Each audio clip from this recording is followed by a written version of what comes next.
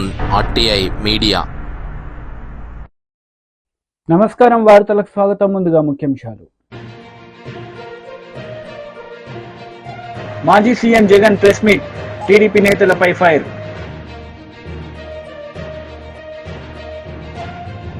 Deputy CM బట్టి Vikramarka press meet, పలు అంశాలపై వివరణ. మాజీ సీఎం జగన్మోహన్ రెడ్డి మీడియా సమావేశం నిర్వహించారు. ఈ సందర్భంగా చంద్రబాబు నాయుడుపై ఆయన మండిపడ్డారు. ఈ గ్రామంలో, ఈ సీతారాంపురం గ్రామంలో సుబ్బరాయుడన్న కుటుంబానికి జరిగిన అన్యాయం ఒక్కసారి గమనిస్తే ఇక్కడే కనిపిస్తుంది. ఇదే గ్రామంలో ఆధిపత్యం కోసం బూతుల్లో ఏజెంట్ల కింద కూర్చున్న వాళ్ళు, సుబ్బరాయుడన్న కుటుంబం బూతుల్లో ఏజెంట్ల కింద కూర్చున్నారని, ఇదే గ్రామంలో అదే రోజు సుబ్బరాయుడన్న ఒక్క కుటుంబమే కాకుండా మిగిలిన 3 కుటుంబాలు కూడా బూతుల్లో ఏజెంట్ల కింద కూర్చున్నారని చెప్పి పెద్దిరెడ్డి కుటుంబం, నాగశేఖర్ వాళ్ళ ఫ్యామిలీ, పల్లం శేఖరు, పెద్దిరెడ్డి కుటుంబం సభ్యులు, నార్పురెడ్డి, వీళ్ళందరినీ కూడా ఈ గ్రామానికి సంబంధించిన ఇక్కడ నాయకుడు మన నారపురెడ్డి, వీళ్ళందరినీ కూడా చంపాలి అని ఏకంగా ఎంత దారుణంగా ఈ గ్రామంలో జరిగిన రాజకీయాలు చూస్తే నిజంగా ఆశ్చర్యం అనిపిస్తుంది. అసలు ఈ గ్రామంలో, ఈ రాష్ట్రంలో లా అండ్ ఆర్డర్ ఉందా లేదా అన్నదానికి ఈ గ్రామంలో జరిగిన ఘటన ఒక ఉదాహరణగా కూడా చరిత్రలో ఎప్పుడు కూడా నిలిచిపోతుంది. ఈరోజు నిజంగా ఎంత ఆశ్చర్యంగా జరిగింది అని అంటే, ఈ గ్రామంలో ఈ గ్రామస్తులు, బయట నుంచి వచ్చిన వాళ్ళు అందరినీ కూడా ఏకం చేసి దాదాపుగా 35-40 మంది ఒక చోట ఏకమై రాడ్లు పట్టుకొని తుపాకులు కూడా ఉన్నాయి, తుపాకులు కూడా చూపించారు. రాడ్లు పట్టుకొని,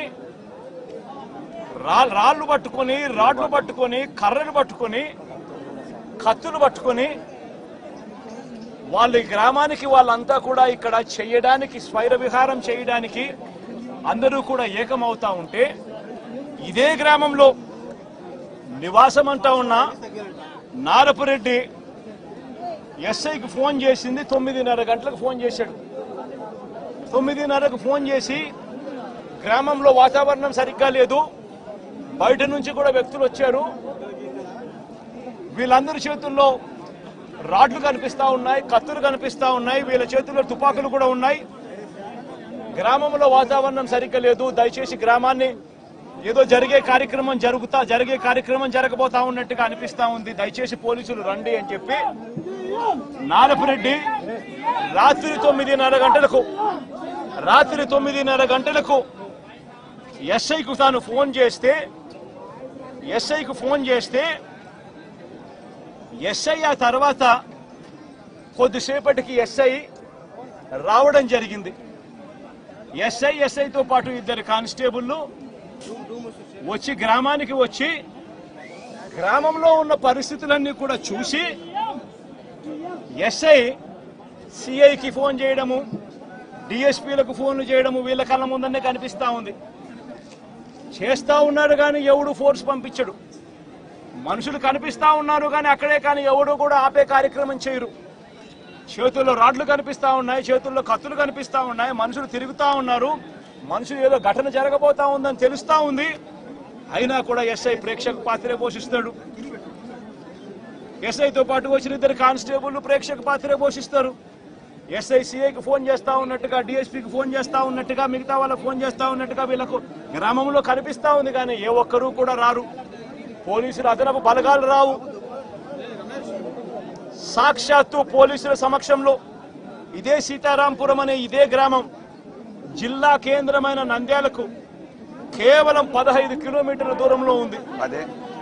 కేవలం 10 కిలోమీటర్ల దూరంలోనే ఉంది. 15 కూడా కాదు, 10 కిలోమీటర్ల దూరంలోనే ఉంది. 10 కిలోమీటర్ల దూరంలో జిల్లా హెడ్ క్వార్టర్స్. డిప్యూటీ సీఎం బట్టి విక్రమార్క ప్రెస్ మీట్ నిర్వహించారు. ఈ సందర్భంగా పలు అంశాలపై ఆయన మాట్లాడారు.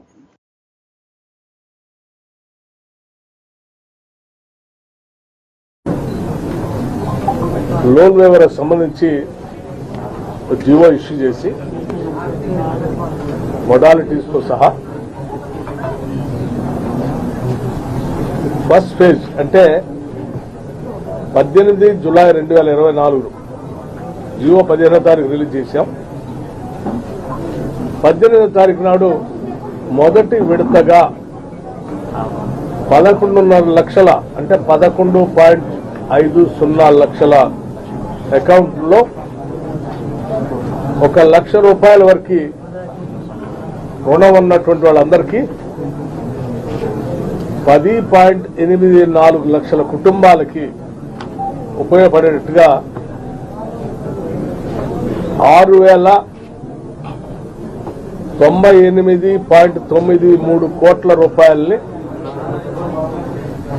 ఏకదఫీనా ఒకటేసారి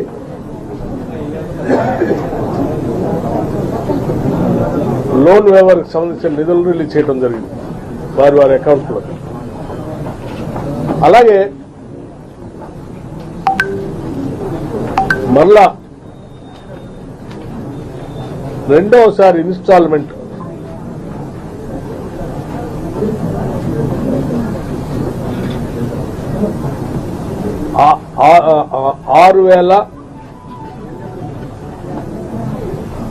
6,190.02 కోట్ల రూపాయలతో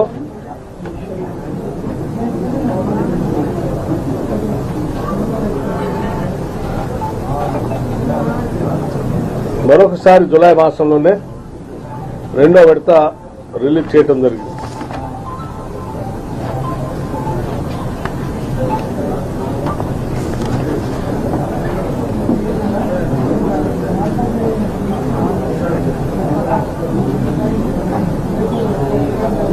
ఇది 1.5 లక్షల వరకు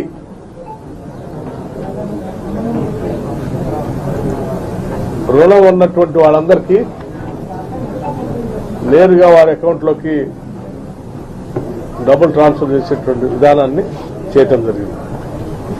దీనికి సంబంధించి 5,45,407 కుటుంబాలు రైతు కుటుంబాలకి 5,45,407 రైతు కుటుంబాలకి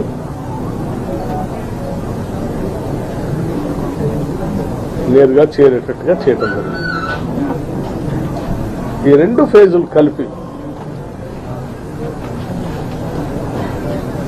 మొత్తం 12,289 కోట్ల రూపాయలని 12,289 కోట్ల రూపాయలని 16.29 లక్షల కుటుంబాలకి 16.29 లక్షల కుటుంబాలకి 17.91 అకౌంట్లకి ఈ డబ్బుల్ని రిలీజ్ చేయడం జరిగింది.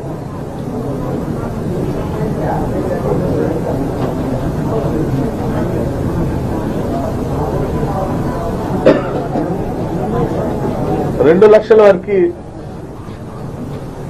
ఆగస్టు లోపలనే చేస్తామని చెప్పిన దాన్ని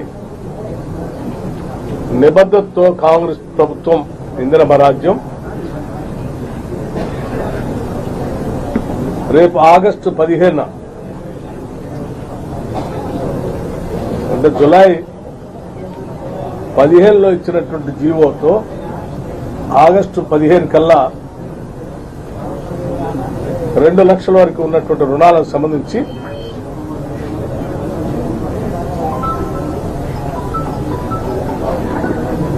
వైరాలో ఏర్పాటు చేసేటువంటి భారీ రైతు బహిరంగ సభలో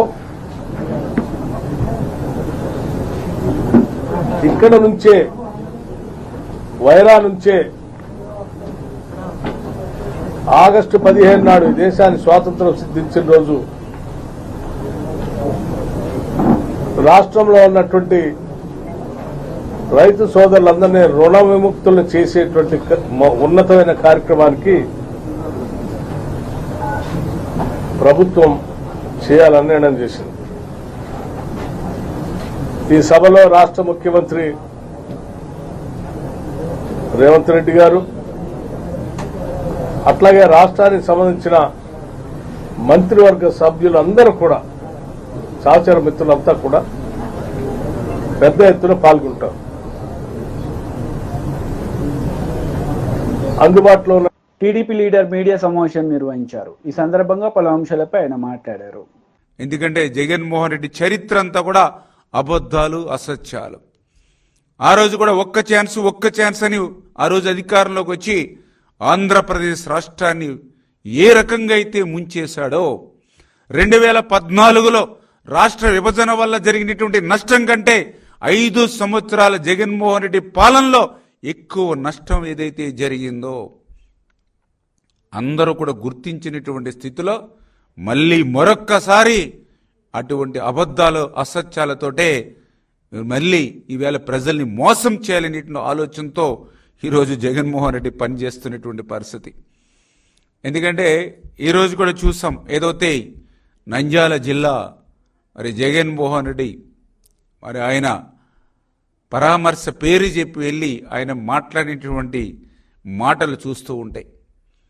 ఏదైతే అక్కడ జరిగినటువంటి సంఘటన ఏదైతే ఉందో దాన్ని చూస్తే చాలా క్లియర్గా అందరూ చెప్తూ ఉన్నారు. ఏదైతే నంద్యాల జిల్లా మహానంది మండలం సీతారాంపురం విలేజ్ ఏదైతే ఉందో అక్కడ దళితులకు సంబంధించి, ఎస్సీలకు సంబంధించి ఎకరం 40 సెంట్లు భూమి ఏదైతే ఉందో అక్కడ వైఎస్ఆర్సీపీ నాయకుడు నారపరెడ్డి ఆయన లీజుకు తీసుకొని ఆ లీజు సమయమైనా కూడా వాళ్ళకి డబ్బులు కూడా సరిపెట్టినటువంటి స్థితిలో ఆ ఎస్సీల్ని తిరిగి వేధిస్తున్నటువంటి స్థితిలో ఆ యొక్క గ్రామ పెద్ద ఎవరైతే ఉన్నారో ఆ శ్రీనివాసరెడ్డి ఆ యొక్క వైఎస్ఆర్సీపీ నాయకుడిని ఆ నారపరెడ్డిని ఆ ఎస్సీలకు సంబంధించినటువంటి ఆ భూమిని ఆ లీజు ముగిసిపోయింది కాబట్టి వారి భూమి వారికి వెనక్కి తిరిగి ఇమ్మని ఆ గ్రామ పెద్ద శ్రీనివాసరెడ్డి ఆ వైఎస్ఆర్సీపీ నాయకుడు నారపరెడ్డికి చెప్పినటువంటి పాపానికి ఆ వైఎస్ఆర్సీపీ నాయకుడు నారపరెడ్డి ఆయన అనుసూయులు ఆగస్టు 3వ తేదీన శ్రీనివాసరెడ్డి వాళ్ళ కుటుంబ సభ్యులు వాళ్ళ సోదరుల ఇంటి మీద దాడి చేసినటువంటి పరిస్థితి కూడా ఈవేళ రికార్డ్స్లో అన్నిట్లోనూ ఉన్నటువంటి పరిస్థితి. అటువంటి స్థితిలో 2 కుటుంబాల మధ్య జరిగినటువంటి తగాదాల్లో సుబ్బారాయుడు చనిపోతే దాన్ని కూడా రాజకీయ రంగు పులిమి తెలుగుదేశం పార్టీకి అంటగట్టేటువంటి విష ప్రయత్నం ఈరోజు జగన్మోహన్ రెడ్డి చేస్తున్నటువంటి విధానం. ఎందుకంటే మొన్న కూడా మనం చూసారు, ఏదైతే మరి గుంటూరులో కూడా 2 రౌడీ షీటర్స్ మరి కొట్టుకొని మరి ఒకరు చనిపోతే అది కూడా ఏ రకంగా అయితే మరి తెలుగుదేశం పార్టీకి అంటగట్టాలనే ప్రయత్నం జగన్మోహన్ రెడ్డి చేసి ఏ రకంగా అయితే విఫలం చెందాడో మళ్ళీ ఈరోజు నంద్యాల మరొక డ్రామాకి ఈవేళ జగన్మోహన్ రెడ్డి తెరదీసినటువంటి పరిస్థితి. అంటే ఆంధ్రప్రదేశ్ రాష్ట్రంలో ప్రజలు జగన్మోహన్ రెడ్డిని మర్చిపోయినటువంటి స్థితిలో తన ఉనికిని కాపాడుకోవడం కోసం ఏదైతే వ్యక్తిగతమైనటువంటి కానీ ఆస్తి తగాదాలు కానీ ఇల్లీగల్ కానీ ఇట్లా ఏ ఇష్యూలో ఎవరు చనిపోయినా ఆ శవ రాజకీయాలు చేయడంలో ఈరోజు జగన్మోహన్ రెడ్డి ఆరితేరిపోయినట్లుగా ఈరోజు మనందరికీ కూడా కనిపిస్తున్నటువంటి పరిస్థితి. అంతేకాకుండా ఆయన పదే రెడ్ బుక్ అని కలవరిస్తూ ఉన్నాడు. అంటే ఆయన చేసినటువంటి తప్పులు పగలే కాకుండా రాత్రి సైతం కలల్లో సైతం గుర్తుకు మాజీ మంత్రి కేటీఆర్ మీడియా సమావేశం నిర్వహించారు. ఈ సందర్భంగా పలు అంశాలపై ఆయన మాట్లాడారు. హైదరాబాద్ తాగునీటి అవసరాల కోసం ఈ ప్రతిపాదన కొత్తది కాదు. హైదరాబాద్ తాగునీటి అవసరాలు భారతదేశంలో ఉన్న మహానగరాల్లో వేగంగా ఎదిగి మొత్తం ఒక విశ్వనగరంగా ఎదిగే సత్తా ఉన్న నగరం హైదరాబాద్ అనే సంకల్పంతో గతంలో కోట్ల విజయభాస్కర్ రెడ్డి గారు ముఖ్యమంత్రిగా ఉన్నప్పుడు 91, 92 ఆ ప్రాంతంలో అనుకుంటా ఈ ప్రాజెక్టుకు ఆనాడు ప్రతిపాదన చేయడం జరిగింది అప్పటి కాంగ్రెస్ ప్రభుత్వం. తదనంతరం ఈ ప్రాజెక్టుకు శంకుస్థాపన కూడా జరిగింది. జరిగితే అప్పుడు నల్గొండ జిల్లా రైతులు మా సాగునీటి అవసరాలు తీరకుండా కృష్ణా జలాలను మీరు ఎట్లా తీసుకొని పోతారు తాగునీటి కోసం హైదరాబాద్ కోసం అంటూ ఆనాడు పెద్ద ఎత్తున ఆందోళన చేసినారు. పోలీస్ కాల్పులు కూడా జరిగినాయి. జరిగితే ఆ రోజుల్లో రైతులు చాలామంది గాయపడ్డారు. అక్కడ జరిగిన ఘర్షణల్లో నాకు గుర్తున్నంత వరకు సబ్జెక్టు కరెక్షన్ ఒక సబ్ ఇన్స్పెక్టర్ కూడా చనిపోయాడు. అంత బీభత్సమైన పోరాటం ఆనాడు నల్గొండ జిల్లాలో జరిగింది. దాంతో ఇంత ఘర్షణ జరిగిన తర్వాత, ఇంత గొడవ జరిగిన తర్వాత ఆ పథకం మొత్తంగా అటకెక్కింది, మర్చిపోయారు. తర్వాత మళ్ళీ చంద్రబాబు నాయుడు గారు ముఖ్యమంత్రిగా ఉన్నప్పుడు ఏఎంఆర్పి అనే ప్రాజెక్టును పూర్తి చేశారు. ఎలిమినేటి మాధవరెడ్డి గారి పేరు మీద ప్రాజెక్టు పెట్టి దాన్ని పూర్తి చేసినప్పుడు మళ్ళీ తాగునీరు హైదరాబాద్కి ఇవ్వాలి సుంకిశాల నుండి అనే ప్రతిపాదన మళ్ళీ మీదకి వచ్చింది. అంటే ఒకవైపు రైతులకు సాగునీరు ఇస్తూనే మరొక వైపు హైదరాబాద్కు తాగునీరు ఇవ్వాలి అనే ఆలోచనతో ఆనాడు రైతులను ఒప్పించి మరి 2001-3 ప్రాంతంలో చంద్రబాబు నాయుడు గారి ప్రభుత్వం మొదటి దశగా 90 మిలియన్ గ్యాలన్ల మంచినీళ్లను హైదరాబాద్ 90 MGD తరలించే విధంగా ఆనాడు పథకాన్ని మొదటి దశ పూర్తి చేయడం జరిగింది. ఆ తర్వాత రాజశేఖర్ రెడ్డి గారి హయాంలో 2-3 దశల్లో కృష్ణా ఫేజ్ 2, ఫేజ్ 3 అని పెట్టి 90 MGD చొప్పున మళ్ళీ ఒక 180 MGDని మళ్ళీ తెర మీదకి తీసుకొస్తే ఆ రోజు అప్పుడున్న పరిస్థితుల్లో రైతులు మళ్ళీ మాకు ఈ ప్రభుత్వం మీద నమ్మకం లేదు, మా తెలంగాణ వస్తుంది, వచ్చినాక ఆనాడు తీసుకుంటామని చెప్పి రైతులు ఆందోళన చేయడంతో మళ్ళీ వెనక్కిపోయింది. ఆ తర్వాత హైదరాబాద్ మహానగరం విస్తరిస్తూనే ఉంది గత దశాబ్దాలుగా. ముఖ్యంగా గత దశాబ్దంలో అయితే బ్రహ్మాండంగా విస్తరించింది. హైదరాబాద్ పెరుగుతున్న నీటి అవసరాలు, తాగునీటి అవసరాలను దృష్టిలో పెట్టుకొని పెద్దలు కేసీఆర్ గారు మరి ఒకవైపు వాయువేగంతో సాగునీటి ప్రాజెక్టులు కడుతూ రైతుల్లో ఒక విశ్వాసాన్ని నింపి కృష్ణానది మీద అటు పైన మనకు తుమ్మిళ్ళ కావచ్చు, ఇంకా ఇతర పథకాలు కావచ్చు, అదేవిధంగా పెండింగ్లో ఉన్న కల్వకుర్తి, నెట్టెంపాడు, భీమా ప్రాజెక్టులన్నింటినీ వాయువేగంతో పూర్తి చేయడం కావచ్చు, అదేవిధంగా మళ్ళీ సీతారామ లాంటి ప్రాజెక్టు ఖమ్మం జిల్లాలో కావచ్చు, అదేవిధంగా కాళేశ్వరం కావచ్చు, ఇవన్నీ ఏకకాలంలో తీసుకోవడంతో రాష్ట్రంలోని రైతుల్లో కాన్ఫిడెన్స్ వచ్చింది. మా సాగునీటికి డోకా లేదు, మా సాగునీటి అవసరాలకు ఇబ్బంది లేదు, కాబట్టి మంచినీరు ఎక్కడి నుంచైనా తీసుకోవడానికి ఏ అభ్యంతరము లేదని చెప్పి రైతుల్లో ఒక విశ్వాసం నింపిన తర్వాత మేము మా ప్రభుత్వంలో ఈ సుంకిశాల అనే ప్రాజెక్టును మళ్ళీ తిరిగి పునరుజ్జీవం చేసి మరిచిపోయిన ప్రాజెక్టును, మరుగునబడ్డ ప్రాజెక్టును మళ్ళీ తెర ముందుకు తీసుకొని రావడం జరిగింది. ఒక్క మాట ఇక్కడ మీకు అర్థం కావాలి అంటే, ఇప్పుడే నేను చెప్పిన ఎలిమినేటి మాధవరెడ్డి ప్రాజెక్టు ఏఎంఆర్పి ద్వారా నీటిని ఎత్తిపోయాలంటే నాగార్జున సాగర్లో 510 అడుగులు ఆ పైన నీరు ఉంటేనే ఆ నీళ్ళు లిఫ్టింగ్ సాధ్యమవుతుంది. సుంకిశాల విషయంలో మేము తీసుకున్న నిర్ణయం ఏంటి అంటే 510 ఉంటేనే, 510 హైట్ ఉంటేనే, 510 ఫీట్ ఉంటేనే ఏఎంఆర్పి లిఫ్టింగ్ స్టార్ట్ అవుతుంది. కానీ సుంకిశాల విషయంలో మేము తీసుకున్న నిర్ణయం ఏంటి అంటే నాగార్జున సాగర్లో డెడ్ స్టోరేజ్ ఉన్నా 462 నాగార్జున సాగర్లో 462 feet is the dead storage. అక్కడ ఆ లెవెల్లో పెట్టి హైదరాబాద్ లాంటి మహానగరానికి ఏ డోకా లేకుండా మనం తీసుకోవాలి, వాటర్ తీసుకోవాలి, తీసుకొని అక్కడే ట్రీట్మెంట్ చేసి నాగార్జున సాగర్లో 462 ఫీట్ అంటే కేవలం 132 TMC మాత్రమే ఉంటుంది. ఆ స్థాయిలో కూడా హైదరాబాద్ వైసీపీ లీడర్ మెరుగు నాగార్జున మీడియా సమావేశం నిర్వహించారు. ఈ సందర్భంగా పలు అంశాలపై ఆయన వివరణ ఇచ్చారు. చేయించినందుకు చింతిస్తా ఉన్నాం. ఎందుకంటే బాబాసాహెబ్ బిఆర్ అంబేద్కర్ గారి విగ్రహాన్ని విజయవాడలో ఏర్పాటు చేయటానికి దానికన్నా ముందు చాలా కథ ఉంది ఈ రాష్ట్రంలో. ఒకప్పుడు ఈ రాష్ట్రాన్ని పరిపాలించిన ముఖ్యమంత్రిగా ఉన్న చంద్రబాబు నాయుడు గారు ప్రస్తుత ముఖ్యమంత్రిగా ఉన్నారు. ఇది వరకు ముఖ్యమంత్రిగా ఉన్నప్పుడు ఆంధ్రప్రదేశ్లో అంబేద్కర్ గారి విగ్రహం పెట్టండి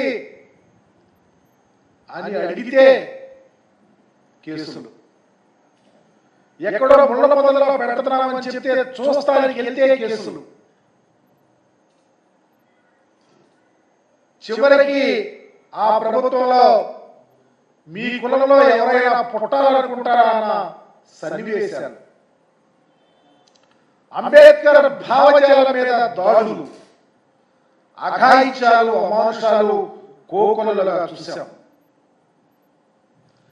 ఈరోజు విజయవాడ నడిపొట్టున బాబాసాహెబ్ అంబేద్కర్ గారి విగ్రహం పెట్టే స్థలాన్ని తెలుగుదేశం పార్టీ అధికారంలో ఉన్నప్పుడు అప్పటిగా దాన్ని అమ్ముకొని వారికి అప్పగించాలని కుట్రలు చేస్తే దాని మీద ఎన్నో ఉద్యమాలు జరిగిన నేపథ్యం.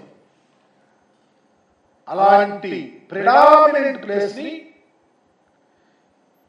ఈ రాష్ట్రానికి ముఖ్యమంత్రిగా జగన్మోహన్ రెడ్డి గారు ఉన్నప్పుడు స్వయాన ఎవరు అడగకుండా వారికి వారే ఈ కోట్ల ఖరీదు చేసే మానీయులు నడియాడినటువంటి ఒక గొప్ప ప్రాంతాన్ని అంబేద్కర్ స్మృతివనాన్ని ఏర్పాటు చేసుకోవడానికి తీర్మానించి ముందుకు రావడం ముదాఫం.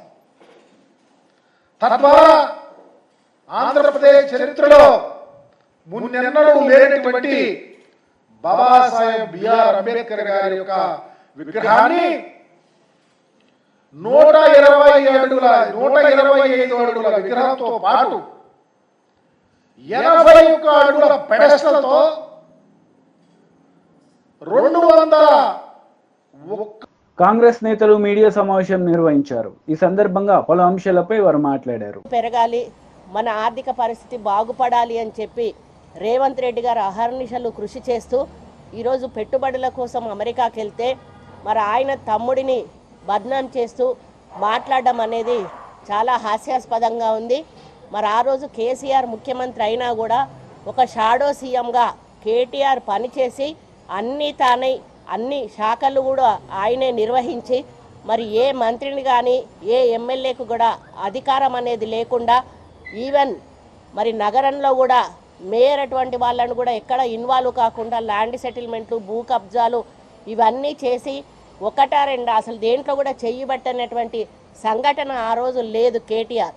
మరి ఆయన మేము గెలిచిన మర్నాటి నుంచే మా మీద బురద జల్లి పెట్టే ప్రయత్నం చేస్తూ ఉన్నాడు.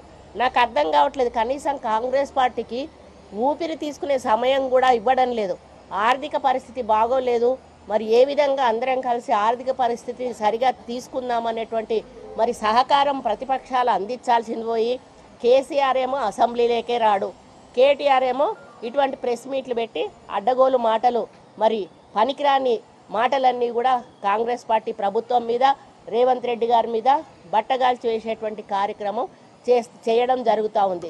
దాంట్లో భాగంగానే మరి ఆయన రేవంత్ రెడ్డి గారి తమ్ముడికి ఒక మరి కంపెనీలో ఏదో అది ఉంది, అందుకే రేవంత్ రెడ్డి వెళ్ళాడు అనేటువంటి మాట చెప్పడం చాలా బాధాకరం. మరి గతంలో 22 జూన్ 10వ తేదీన భువి బయోకెమికల్స్ కంపెనీ 1040 కోట్ల పెట్టుబడితో ఇథనాల్ యూనిట్ని, ధాత్రి బయోసిలికేట్ కంపెనీని 160 కోట్లతో సిలికాన్ బయోగ్యాస్ యూనిట్ను కోరుట్ల నియోజకవర్గంలో మెట్పల్లి మండలం మెట్ల చిట్టాపూర్లో స్థాపించినట్లు మంత్రి కేటీఆర్ స్వయంగా ప్రకటించారు. ఆ ప్రకటన కూడా వాళ్ళ పేపర్లోనే, తెలంగాణ పేపర్లోనే వచ్చింది, తెలంగాణ టుడే వాటిల్లో, అది మీకు చూపిస్తాను. మరి ఆ మేరకు అప్పుడు కంపెనీ MOU కుదుర్చుకున్నది. బీఆర్ఎస్ పత్రికలైన తెలంగాణ టుడే, నమస్తే తెలంగాణలో ఈ విషయాన్ని 10th జూలై 22 వాళ్ళు వచ్చేయడం జరిగింది. దీంట్లో ఈ పరిశ్రమల స్థాపనలో 2000 మందికి పైగా ఉపాధి కల్పించనున్నట్లు నాటి పరిశ్రమల శాఖ మంత్రి కేటీఆర్ గారు మరి ఊదరగొట్టడం జరిగింది. కానీ విచిత్రమైన అంశం ఏంటంటే ఈ కంపెనీ రిజిస్టర్ అయిందేమో 14th జూలై 2022, కానీ మరి వీళ్ళేమో పెట్టుబడులు MOU పెట్టుకున్నదేమో 10th జూన్ 2022. అంటే దీంట్లో ఎంత లూప్ హోల్స్ ఉన్నాయో ఈ ఒక్క చిన్న దాన్ని బట్టే మనకు అర్థమవుతా ఉంది. అంటే అప్పటికే రిజిస్ట్రేషన్ కానటువంటి కంపెనీ మీద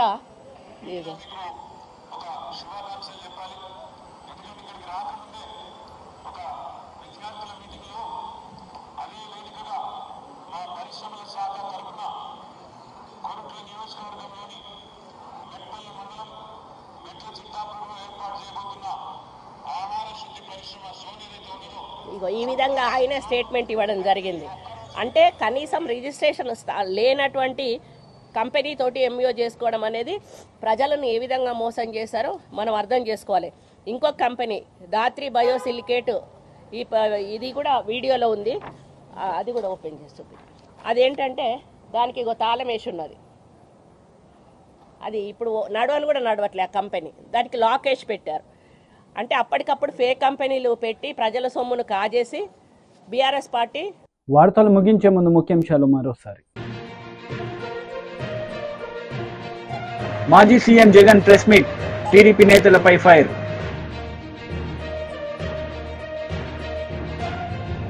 డిప్యూటీ సీఎం బట్టి విక్రమార్క ప్రెస్ మీట్, పలు అంశాలపై వివరణ. ఈ వార్తలు ఇంతటితో సమాప్తం. తిరిగి ప్రసారమయ్యే వార్తల్లో మళ్ళీ కలుద్దాం. అంతవరకు సెలవు. నమస్తే.